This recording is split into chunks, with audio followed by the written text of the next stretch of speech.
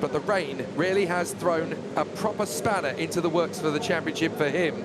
But it's still good yet for both Kakenoshi and Otter, if you argue that it hasn't already, and maybe for Shotsuboi. Just because he's the king of Fuji, that doesn't mean that bad luck can't strike. The race is underway, albeit behind the safety car. The Halloween-themed safety car, you might notice, with a bit of a makeover for this weekend only, a couple of weeks early, but pretty much all of October is Halloween month in Japan. They really get into it here, so why not get into the spirit of things a little bit early? You put all of this amazing hard work into it, and then what are you doing? You're spending 6 to 8 laps tiptoeing around behind the safety car cruising. I mean, you can do that on the motorway. You don't do it around a racetrack.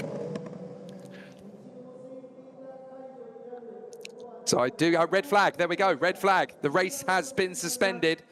So we are going to get red flags. So that's exactly what they've decided to do then, Jamie. They looked at what you essentially came up with as a plan and decided that's the only course of action if we're going to get any racing in at all. So after 6 laps, the race is being stopped behind the safety car.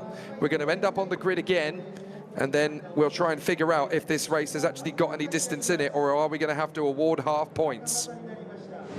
The biggest thing I think that's caused the issue and why we went to red flags, of course, was visibility. It wasn't necessarily grip, it was visibility, because the drivers have said, yes, there are some standing water rivers and bits around the circuit, but it's just the fact that in second and third gear they couldn't see the car in front of them.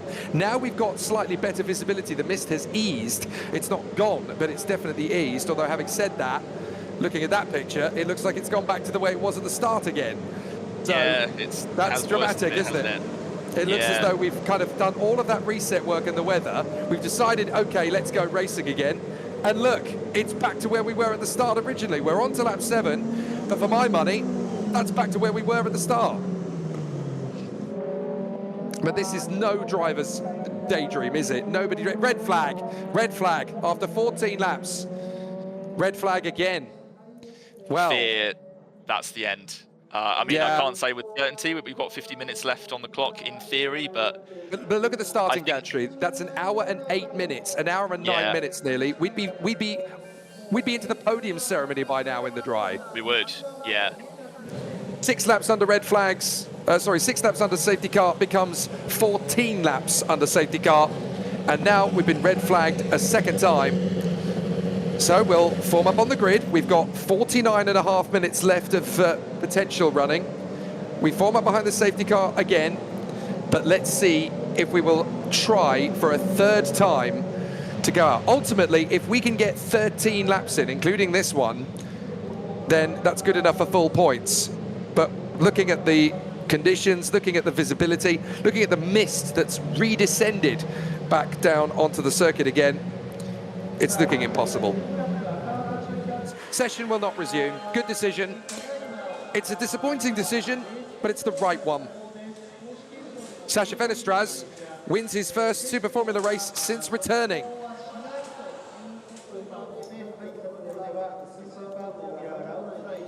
But for Sasha Fenestraz, he becomes the first foreign winner in Super Formula since Liam Lawson back in 2023. And it's great to see Sasha Fenestraz a winner in his returning season. He's so badly wanted to change. Way down the order on this particular occasion. Interestingly, the official results are taken from lap 12. Even though we did get 14 laps in, I think when the race is red flag like this, they do roll back the lap counts. So 12 laps are officially taken. No change to the order of the starting grid, and it's half points awarded. Sasha Fenestraz, a winner for the first time since his return. Shotsuboi, Tomoka Nijiri, Tadasuke Makino, Ren Sato, Toshiki Oyu, Kakenoshi Otter down in 7th. Igor Fraga, Sena Sakaguchi, and half a point for Kenta Yamashita in the Kondo racing car. But for Sasha Fenestraz, he joins Ayumu Iwasa, Kakenoshi Otter, Tadasuke Makino, and Shotsuboi as a 2025 Super Formula race winner. And we are very happy indeed that Super Formula still greets them in their thousands, weekend upon weekend. So there are smiling faces on the podium. It's not quite the celebrations we would have liked, but at least everybody has reason to smile.